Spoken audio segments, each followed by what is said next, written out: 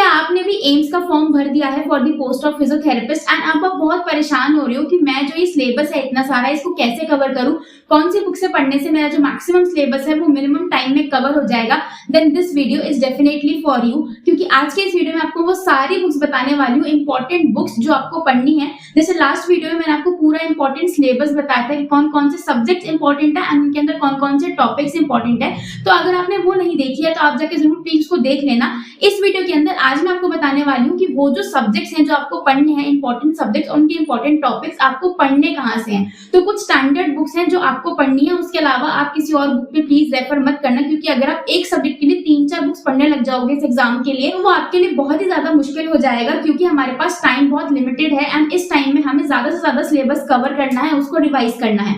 तो जल्दी से मैं आपको वो सारी बुक्स बता देती हूँ जिनसे आपको पढ़ना है for each and every subject, जो कि इस एग्जाम के लिए बहुत ही ज्यादा इंपॉर्टेंट है। So the first subject which is very crucial and important is anatomy. So anatomy हमें पता है कि एनाटॉमी हमें जो पढ़नी है वो बीडी चौरसिया से ही पढ़नी है। बीडी चौरसिया का भी लेटेस्ट एडिशन चल रहा है, तो आप वो बुक भी परचेज कर सकते हो, या फिर अगर आपके पास बीडी चौरसिया का कोई भी एडिशन है तो आप उससे प्लीज एनाटॉमी पढ़ लीजिएगा।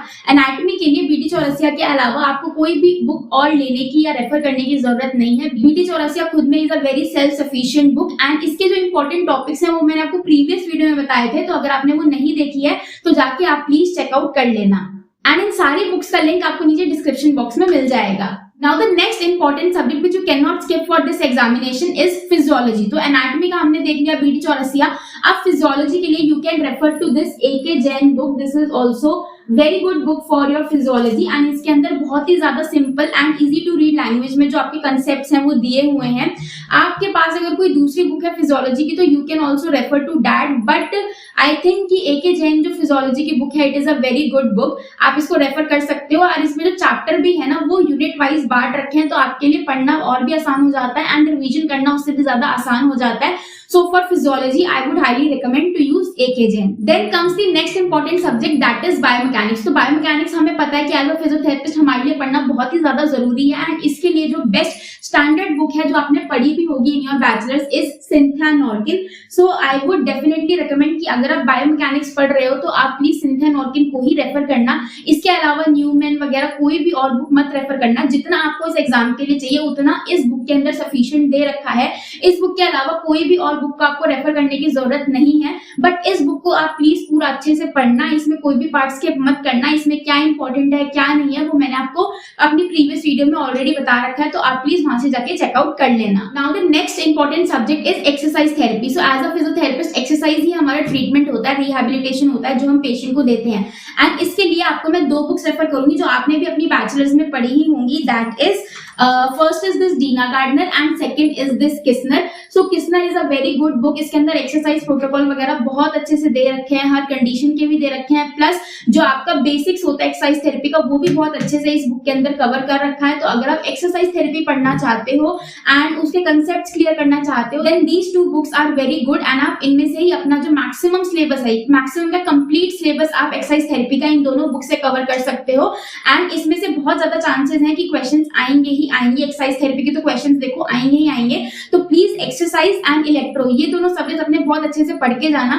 इन 2 बुक्स के अलावा कोई और बुक देखने करने की जरूरत नहीं है, क्योंकि इन बुक्स के अंदर आपका जितना भी सामान है, जितना भी सिलेबस है वो सारा इन्हीं के अंदर आपका कवर हो जाएगा। एंड आपके पास टाइम भी इतना नहीं है कि आप दूसरी बुक्स को रेफर कर पाओ, सो सिर्फ इन 2 ही बुक्स से अच्छे से पढ़ लेना। अब नेक्स्ट आते हैं clinical ortho and PT ortho के लिए। सो clinical ortho and PT ortho के लिए you can refer to Maheshwari for clinical orthopaedics. Maheshwari आप रेफर कर सकते हो, या फिर एबनेजार की भी बुक आती है वो भी अच्छी बुक है। तो आप इन दोनों में से क्लिनिकल ऑर्थो के लिए कोई सी भी बुक रेफर कर सकते हो। And for PT ortho you can refer to this Jayan Joshi book. Again it is a very good book. This is also one of the best book which I have studied till date. इसके अलावा ब्रॉड्समैन भी है for PT orthopaedics के लिए, तो आप उसको भी रेफर कर सकते हो, बट इन दोनों में से कोई एक ही बुक रेफर करना, दोनों बुक्स रेफर मत करना। एंड फॉर क्लिनिकल ऑर्थोपेडिक्स आप महेश्वरी या एबनेजार में से कोई सी भी एक बुक रेफर कर सकते हो। तो ये बुक्स आपको पढ़नी ही पढ़नी है, दिस बुक और ब्रॉड्समैन, इन दोनों में से आप कोई भी बुक रेफर कर सकते हो and these are equally good books. Jayan Joshi वाली बुक तो स्पेसिफिकली जयन जोशी सर ने लिखी है जो कि एम्स में ही फिजियोथेरेपिस्ट थे। So I think this book is definitely a must read for you for this AIIMS CRE examination. Now apart from these two books एक और बुक है दैट इज मैगी। सो उसके अंदर आपको स्पेशल टेस्ट वगैरह बहुत अच्छे से मिल जाते हैं apart from Maheshwari and broads में जो आप रेफर करोगे क्लिनिकल एंड पीटी ऑर्थो के लिए। सो मैगी भी एक बहुत अच्छी बुक है, तो इसके अंदर आपका पोस्चर बहुत अच्छे तरीके से दे रखा है, आपके जो स्पेशल टेस्ट हैं for each and every condition वो बहुत अच्छे से डिस्क्राइब कर रखे हैं, एक्सप्लेन कर रखे हैं। सो अगर आप स्पेशल टेस्ट वगैरह पढ़ना चाहते हो, पोस्चर पढ़ना चाहते हो, गेट पढ़ना चाहते हो इनफैक्ट, तो ये बुक बहुत अच्छी बुक है, आप इसको भी डेफिनेटली रेफर कर सकते हो। अब बात करते हैं clinical neuro and PT neuro की। So clinical and PT neuro के लिए you can refer to this Cash text book. आप कैश की टेक्स्ट बुक ले सकते हो फॉर न्यूरोलॉजी फॉर फिजियोथेरेपिस्ट के लिए। एंड इसके अलावा there is another good book for your neuro that is Sullivan. So this is the book. इस बुक का आपको पीडीएफ भी आराम से ऑनलाइन मिल जाएगा। तो इन जितनी भी बुक्स का अगर आपके पास हार्ड कॉपी में नहीं है या फिर आप परचेज नहीं करना चाहते हो तो आप प्लीज इनका पीडीएफ सर्च कर लेना ऑनलाइन जाके, इनमें से काफी सारी बुक्स का आपको पीडीएफ मिल जाएगा। सो वहां से भी आप डायरेक्टली पढ़ सकते हो। So this is the book Sullivan and Cash for your neurology. So ये दोनों बहुत अच्छी बुक्स है, इनके अंदर आपको क्लिनिकल पार्ट भी कवर हो जाएगा प्लस आपका जो पीटी पार्ट है वो भी इसके अंदर कवर हो जाता है। So again very good book for your clinical and PT neurology.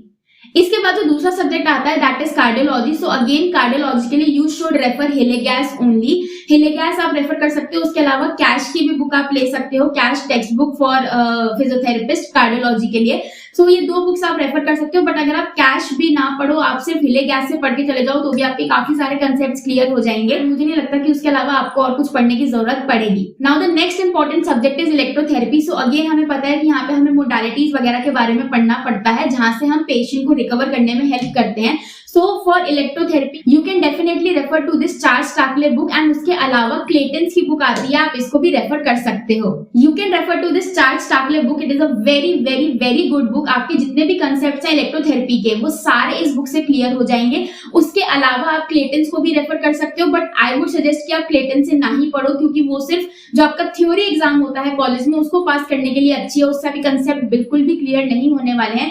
Whereas जो चार्ल्स टाकले बुक है इससे जो आपके कंसेप्ट्स है ना वो बहुत अच्छे से क्लियर होंगे एंड जब आपके पास वहां पे एमसीक्यू फॉर्म में क्वेश्चंस आएंगे ना तो आपके लिए बहुत ही ज्यादा आसानी हो जाएगी उनको सॉल्व करने में क्योंकि आपका जो कंसेप्ट है वो इस बुक से अच्छे से क्लियर हो जाएगा। सो आप प्लीज डेफिनेटली इस बुक को रेफर करना for your electrotherapy. Now for CBR that is community based rehabilitation, जिसमें आपको ज्यादा तो नहीं पढ़ना, आपको सुपरफिशियली सारी बातें पढ़नी है, तो आप एस सुंदर की बुक को रेफर कर सकते हो। इसमें आप ergonomics and disability and wheel chair prescription ये थोड़ा अच्छे से पढ़ के जाना एंड प्रोस्थेसिस एंड ऑर्थोसिस ये इस बुक से अच्छे से पढ़ के जाना।